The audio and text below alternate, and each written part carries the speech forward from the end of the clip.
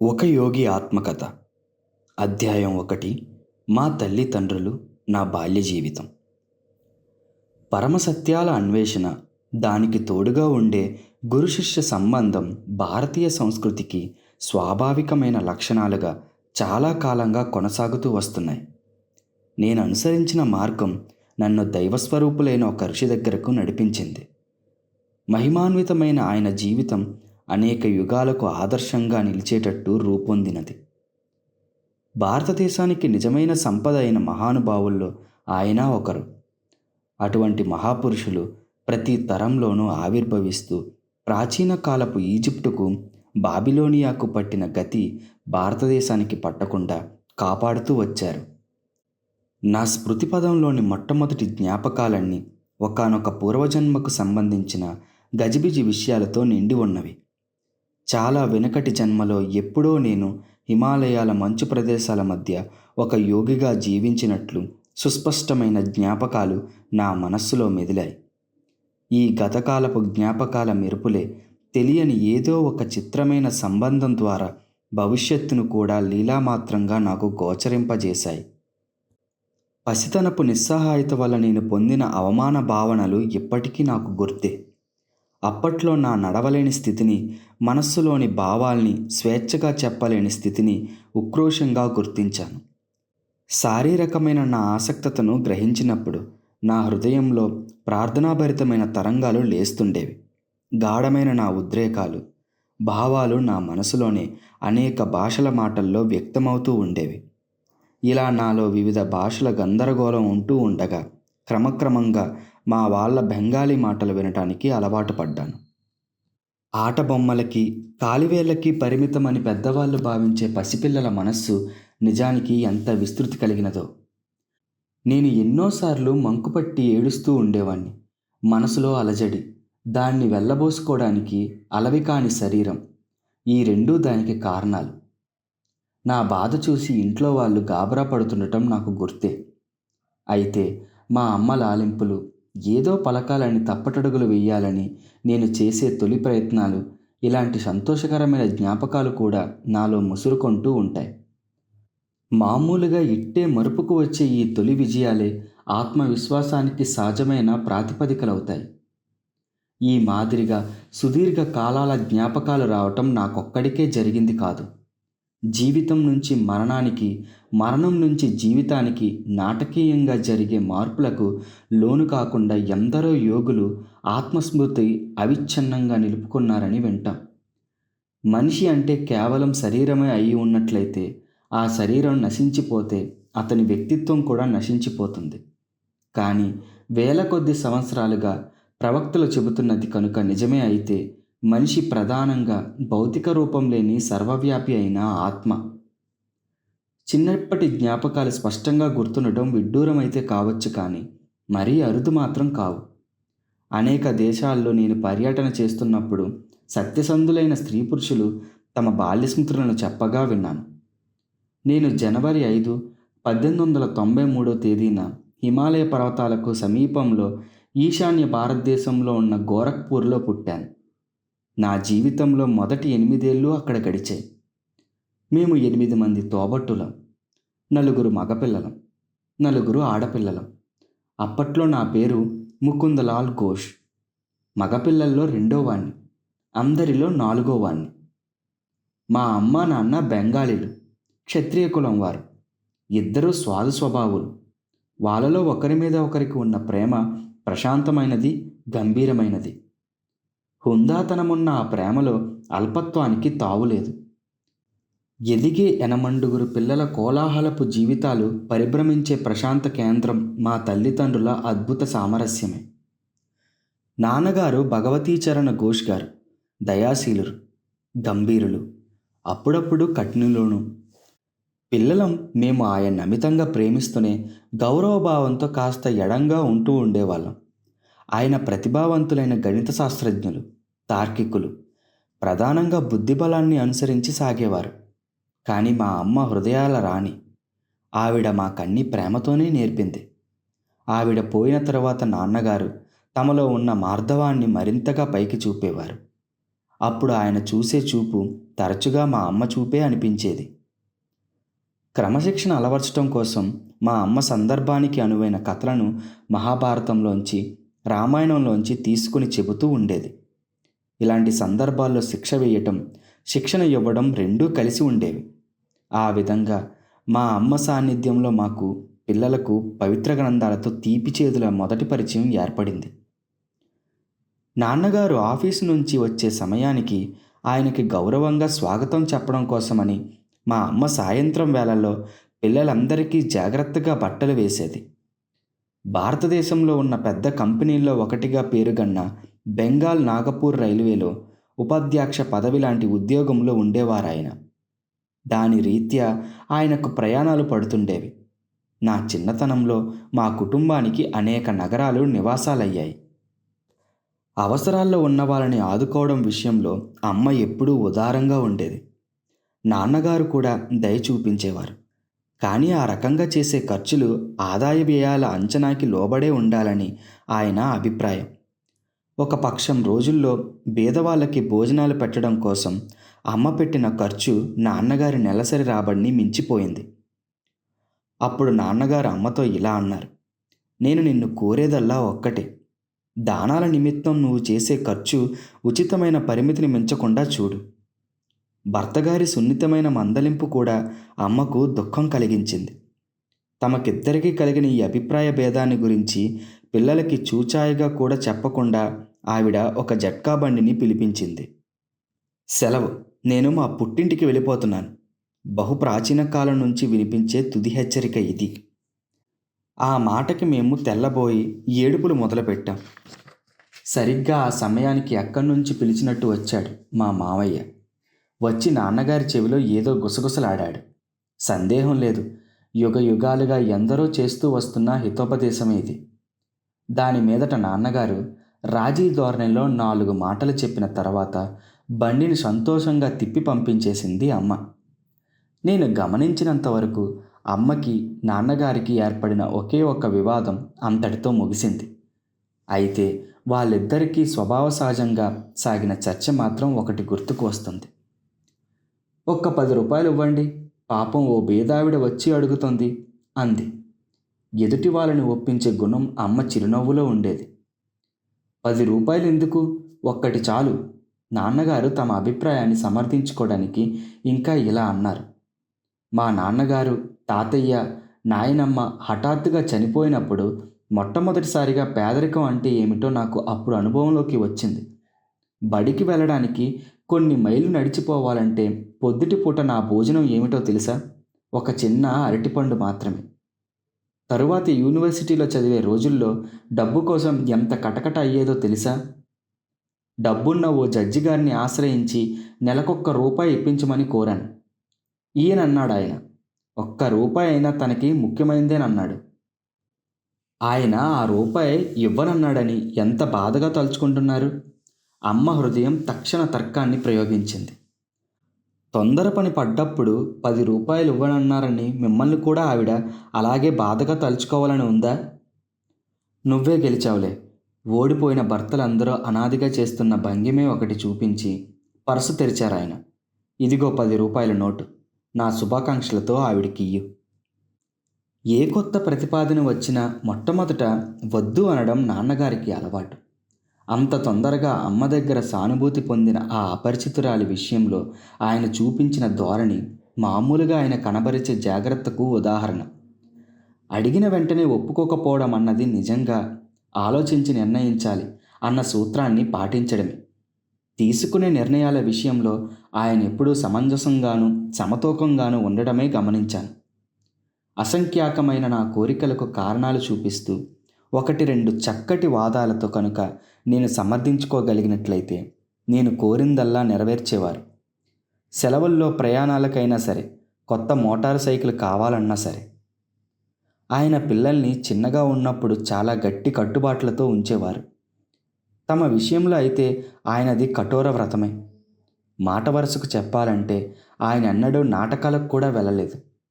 వివిధ ఆధ్యాత్మిక సాధనాల్లోనూ గీతా పారాయణంలోనూ ఆనందం పొందేవారు.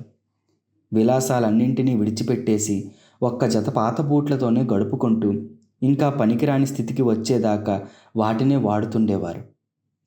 మోటారు కార్ల వాడకం జనంలో బాగా పెరిగిన తర్వాత ఆయన కొడుకులు కొనుక్కున్నారు, కానీ ఆయన మాత్రం రోజు ఆఫీసుకు ట్రామ్ బండిలోనే వెళ్తుండేవారు.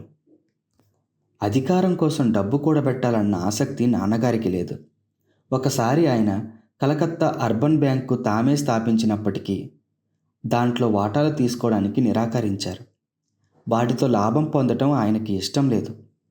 తీరిక వేళల్లో ఒక పౌరుడిగా తన విధి తాను నిర్వర్తిస్తే చాలనే ఆయన అనుకునేవారు. నాన్నగారు పదవీ విరమణ చేసిన చాలా సంవత్సరాలకి బెంగాల్ నాగపూర్ రైల్వే వాళ్ళ పుస్తకాల్ని తనిఖీ చేయడానికి ఇంగ్లాండ్ నుంచి ఒక అకౌంటెంట్ వచ్చాడు. అందులో ఒక విషయం గమనించి ఆయన ఆశ్చర్యపోయాడు. జరిగింది ఏమిటంటే, రైల్వే వారి దగ్గర నుంచి నాన్నగారికి బోనస్ రావాల్సి ఉంది. బకాయి పడ్డ బోనస్సు కోసం ఆయన ఎన్నడూ దరఖాస్తు చేయనే లేదట. ముగ్గురు పని ఆయన ఒక్కడే చేశాడు అని కంపెనీకి చెప్పాడు అకౌంటెంట్. వెనుకటి నుంచి పరిహారంగా ఆయనకి చెల్లించవలసినవి 1,25,000 రూపాయలు. ఆ మొత్తానికి కంపెనీ కోశాధికారి నాన్నగారికో చెక్కు పంపాడు. ఆయన దృష్టిలో అది ఎంత చిన్న విషయం అంటే ఇంట్లో వాళ్ళకి చెప్పడం కూడా మర్చిపోయారు. తరువాత చాలా కాలానికి మా ఆఖరి తమ్ముడు విష్ణు నాన్నగారి ఖాతాలో ఆ పెద్ద మొత్తం జమ అయిన సంగతి బ్యాంకు వాళ్ళు పంపిన స్టేట్మెంట్లో చూసి దాని గురించి నాన్నగారిని అడిగాడు. భౌతికమైన లాభాలను చూసి పొంగిపోవడం ఎందుకు అని జవాబిచ్చారాయన. అన్నింటి విషయంలోనూ సమదృష్టి సాధించాలని తలిచేవాడు లాభం వచ్చినప్పుడు పొంగిపోడు, నష్టం వచ్చినప్పుడు కుంగిపోడు. ఈ లోకంలోకి వచ్చేటప్పుడు మనిషి డబ్బు లేకుండానే వస్తాడని, పోయేటప్పుడు ఒక్క రూపాయి కూడా పట్టుకుపోడని అతనికి తెలిసి ఉంటుంది. దాంపత్య జీవితంలోని తొలినాళ్లలో మా అమ్మా నాన్నగారు కాశీలో ఉండే లాహిరి మహాశైలనే గురువుగారులకు శిష్యులయ్యారు. సహజంగా నాన్నగారికి ఉండే తాపస ప్రవృత్తి ఈ సాంగత్యం వల్ల మరింత బలపడింది. అమ్మ ఒకసారి పెద్దక్క రమకి ఒక గొప్ప విషయం చెప్పింది. మీ నాన్నగారు నేను భార్యాభర్తలుగా కలిసేది ఏడాదికి ఒక్కసారి మాత్రమే, పిల్లల కోసమని. నాన్నగారు లాహిరి మహాశయుల్ని మొట్టమొదట కలుసుకున్నది అవినాశ బాబు అనే రైల్వే ఉద్యోగి ద్వారా. బెంగాల్ నాగపూర్ రైల్వేలోని ఒక బ్రాంచ్ లైన్లో అవినాశ బాబు పనిచేస్తూ ఉండేవారు. గోరఖ్పూర్లో ఉండే రోజుల్లో ఈ అవినాశ బాబు అనేక మంది భారతీయ మునుల కథల్ని మనస్సుకు హత్తుకునేటట్టుగా నా చిట్టి చెవుల్లో నూరిపోస్తుండేవారు.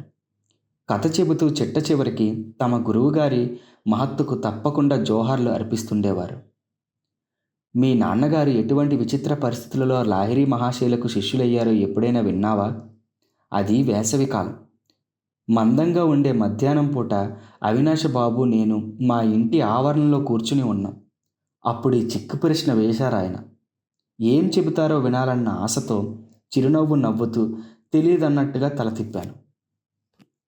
నువ్వింకా కొన్నేళ్లకి పుడతావనగా నేను కాశీ వెళ్ళి మా గురువుగారి దర్శనం చేసుకురావడానికి ఓ వారం రోజులు సెలవిమ్మని నా పై ఆఫీసర్ గారిని, అంటే మీ నాన్నగారిని అడిగాను. దానికి నన్ను వేలాకోలం చేశారాయన. మతంలో పడి పిచ్చివాడు అవుతున్నావా ఏమిటి అని అడిగారు. నువ్వు కనుక పైకి రాదలుచుకుంటే ఆఫీసు పని మీద దృష్టి పెట్టుకో అంటూ హితవు చెప్పారు. ఆ రోజు నేను విచారంగా ఇంటి మొహం పట్టి చెట్ల గుబురులున్న దారిలో నడిచిపోతుంటే పల్లకిలో వస్తూ మీ నాన్నగారు కనిపించారు. బంట్రోతుల్ని పల్లకిని వెనక్కి పంపించేసి ఆయన నాతో నడక సాగించారు. నన్ను ఓదార్చే ఉద్దేశంతో లౌకికంగా విజయం సాధించడానికి కృషి చేస్తే కలిగే లాభాలేమిటో చెప్పుకొచ్చారు. కానీ నేను దిగులు పడుతూనే ఉన్నాను. లాహిరి మహాశయ, మిమ్మల్ని చూడందే నేను బతకలేను అంటూ మొరపెడుతూనే ఉంది నా గుండె అదే పనిగా. ప్రశాంతంగా ఉన్న ఒక పొలం చివరికి సాగింది మా దారి. అక్కడ ఉవ్వెత్తుగా లేచిన కెరటంలా పెరిగిన అడవిగడ్డికి కిరీటం పెట్టినట్టుగా మెరుస్తున్నాయి సాయంకాలం సూర్యకిరణాలు. అద్భుతమైన ఆ దృశ్య సౌందర్యానికి మేము ముగ్ధులమై నిలబడిపోయాం. ఇంతట్లో ఆ పొలంలో మాకు కొద్ది గజాల దూరంలోనే మా గురుదేవులు ప్రత్యక్షమయ్యారు.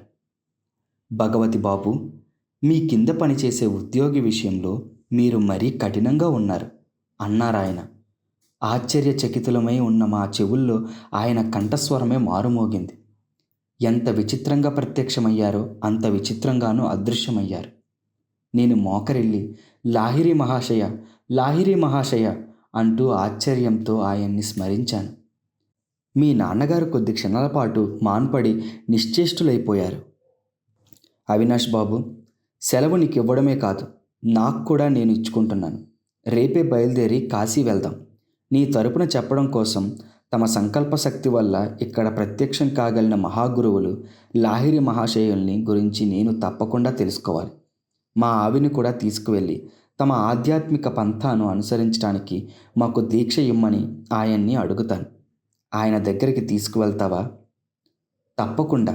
నా ప్రార్థన అద్భుతంగా ఫలించినందుకు, పరిస్థితులు తొందరగా నాకు అనుకూలంగా మారినందుకు ఆనందంలో మునిగిపోయాను. మర్నాడు సాయంకాలం మీ అమ్మగారు, నాన్నగారు, నేను కాశీ వెళ్ళడానికి బండి ఎక్కాం. ఆ మర్నాడు అక్కడికి చేరగానే కొంత దూరం గుర్రం బండి మీద వెళ్ళి తరువాత సన్నసన్నటి సందుల గుండా నడిచి ఏకాంతంగా ఉన్న ఇంటిని చేరుకున్నాం. గురువుగారు కూర్చునే చిన్న గదిలోకి ప్రవేశించాం. అలవాటుగా ఆయన పద్మాసనంలో స్థిరంగా కూర్చుని ఉన్నారు. వారి ముందు ప్రణమిల్లాం. గుచ్చి చూసే తమ కళ్ళని మిలిమిల్లాడించి మీ నాన్నగారి మీద చూపు నిలిపారు. భగవతి బాబు, మీ కింద పనిచేసే ఉద్యోగి విషయంలో మీరు మరీ కఠినంగా ఉన్నారు. 2 రోజుల కిందట గడ్డిబిడిలో ప్రత్యక్షమైనప్పుడు అన్న మాటలే ఇప్పుడు కూడా ఆయన అన్నారు. ఆ తర్వాత అవినాష్ బాబు నా దగ్గరికి రావడానికి మీరు అనుమతించినందుకు, అతనితో పాటు మీరు, మీ భార్య కూడా వచ్చినందుకు చాలా సంతోషం అని కూడా అన్నారు. మీ తల్లిదండ్రులకు ఆయన క్రియాయోగం అనే ఆధ్యాత్మిక సాధనను ఉపదేశించి ఆనందపరిచారు. చిరస్మరణీయమైన ఆ దివ్య దర్శనపు రోజు నుండి సహశిష్యులమైన మీ నాన్నగారు నేను ఆప్తమిత్రుల్లా ఉంటున్నాం. నీ పుట్టుక విషయంలో లాహిరి మహాశయులు గాఢమైన ఆసక్తి చూపించారు. నీ జీవితం ఆయనతో తప్పకుండా ముడిపడి ఉండాలి. మహాగురువుల ఆశీస్సు ఎప్పటికీ వృధా కాదు. నేను ఈ ప్రపంచంలో అడుగుపెట్టిన కొద్ది కాలానికే లాహిరి మహాశయులు తనువు చాలించారు. ఆయన ఫోటో ఒకటి అందంగా అలంకరించిన చట్రంలో మా ఇంట్లో ఉండేది.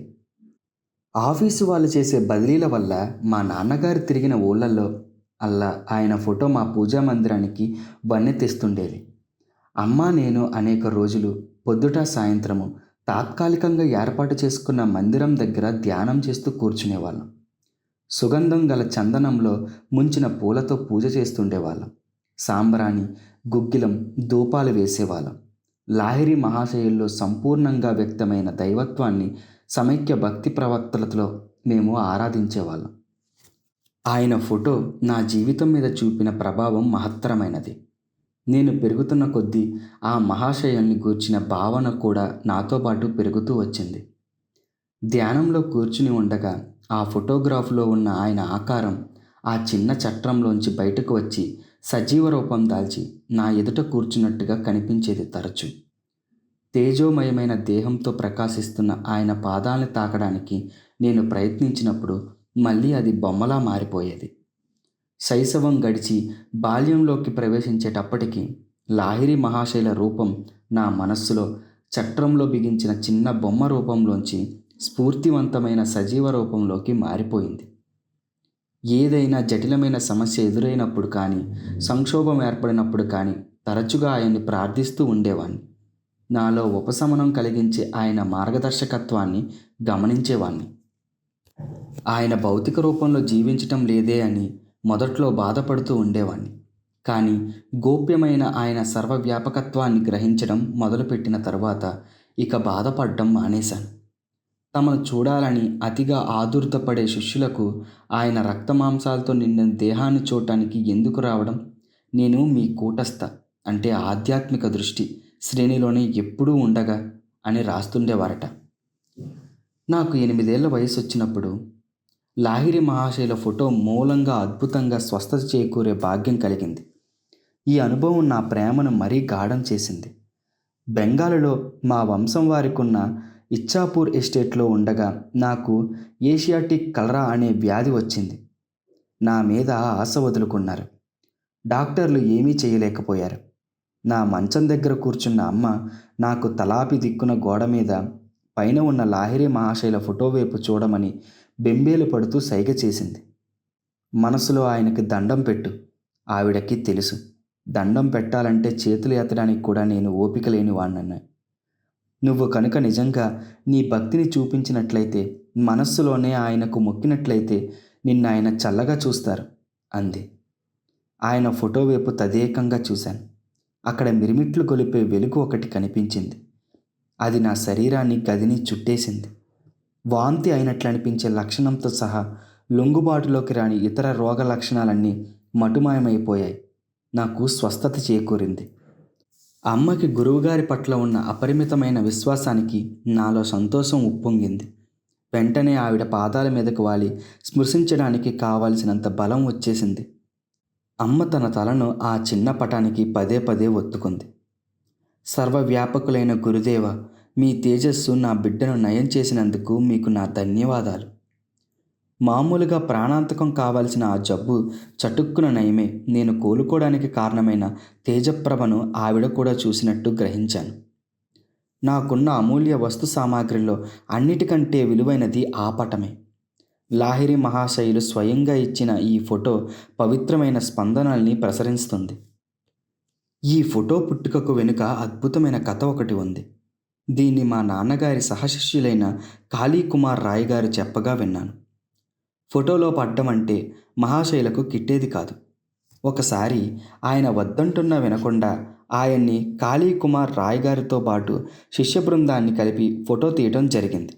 అయితే ఆ ఫోటో తాలూకు ప్లేట్ చూసిన తర్వాత ఫోటోగ్రాఫర్ ఆశ్చర్యపోయాడు. శిష్యులందరి బొమ్మలు స్పష్టంగా వచ్చాయి, కానీ లాహిరి మహాశైల రూపురేఖలు ఉండవలసిన స్థానంలో ఖాళీ తప్ప మరేమీ కనిపించలేదు. ఈ అద్భుత విషయాన్ని గురించి విరివిరిగా చెప్పుకున్నారు. గంగాధర్ బాబు అనే శిష్యుడు ఒకడు మంచి నైపుణ్యం గల ఫోటోగ్రాఫర్. ఫోటో తీయబోతే మాయమైపోయే మహాశైల రూపం తన కెమెరాను తప్పించుకుపోజాలని దంబాలు పలికాడు. మర్నాడు పొద్దున్న అతను తన కెమెరా తీసుకువచ్చాడు. గురుదేవులు పద్మాసనం వేసుకుని ఒక కొయ్యబల్ల మీద కూర్చుని ఉన్నారు. ఆయన వెనకాల ఒక తెర వేలాడుతుంది. అప్పుడతను తను తలపెట్టిన పని నెరవేరడానికి అన్ని జాగ్రత్తలు తీసుకుని ఆబగా 12 ఫోటోలు తీశాడు. అయినా తర్వాత చూస్తే ప్రతి ప్లేటు మీద కనిపించిందేమిటి? కొయ్యబల్ల, వెనకాల తెరాను. అంటే మహాశైల ఆకారం మాత్రం అయిపులేదు. గంగాధర బాబుకి కళ్ళ వెంట నీళ్లు వచ్చేశాయి. గర్వం పటాపంచలైంది. మళ్ళీ గురువుగారి దగ్గరికి పరిగెత్తాడు. ఎన్నో గంటలు నడిస్తేనే కానీ మహాశైలు మౌనం వీడలేదు. తరువాత భావగర్భితంగా ఈ వ్యాఖ్య చేశారు: నేను ఆత్మస్వరూపుణ్ణి. సర్వవ్యాప్తమైన అగోచర శక్తిని నీ కెమెరా ఫోటో తీయగలదా? తీయలేదని తెలుసుకున్నానండి. కానీ స్వామి, మీ శరీరాలయం ఫోటో ఒకటి కావాలని భక్తితో కోరుతున్నాను. ఇంతవరకు నా దృష్టి సంకుచితంగా ఉంటూ వచ్చింది. ఆత్మశక్తి మీలో సంపూర్ణంగా ఉంటుందన్న సంగతి ఈనాటి వరకు గ్రహించలేకపోయాను. అయితే రేపు పొద్దున్నే రా, ఫోటో తీసుకుందువు కానీ అన్నారు మహాశైలు. ఫోటోగ్రాఫర్ మళ్ళీ ఫోకస్ చేశాడు. కంటికి కనిపించకపోవడం అనే చిత్రమైన ముసుగులో మరుగుపడకుండానే ఈసారి ఆయన పవిత్ర రూపం స్పష్టంగా ఫోటోలో పడింది. ఆ మహాయోగి మరొక ఫోటో ఎప్పుడూ తీయించుకోలేదు. ఆయన ఇంకో ఫోటో ఏదీ నేను చూడలేదు.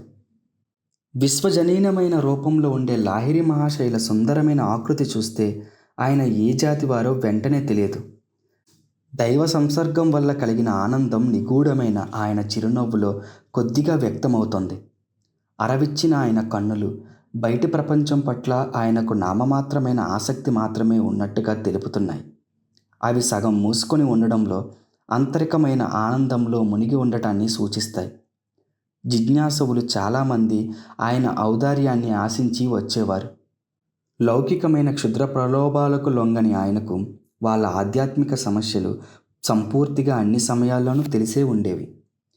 గురుదేవుల పటానికున్న మహిమ ద్వారా స్వస్థత చేకూరిన కొన్నాళ్లకు నాకు స్ఫూర్తివంతమైన ఆధ్యాత్మిక దర్శనం ఒకటి కలిగింది.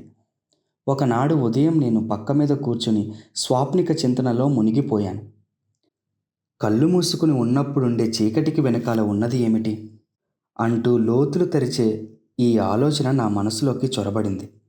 తక్షణమే నా అంతర్దృష్టిలో బ్రహ్మాండమైన మెరుపు లాంటి వెలుగు ఒకటి కనిపించింది. కొండ గుహల్లో ధ్యాన ముద్రలో కూర్చుని ఉన్న మునుల దివ్య దేహాలు. నా నుదుటికి లోతట్టునున్న పెద్ద వెలుతురు తెర మీద చిన్న సైజు సినిమా బొమ్మల్లా రూపుగట్టాయి. ఎవరు మీరు అంటూ బిగ్గరగా అడిగాను. హిమాలయ యోగులం అన్నారు ఆ దివ్య పురుషులు.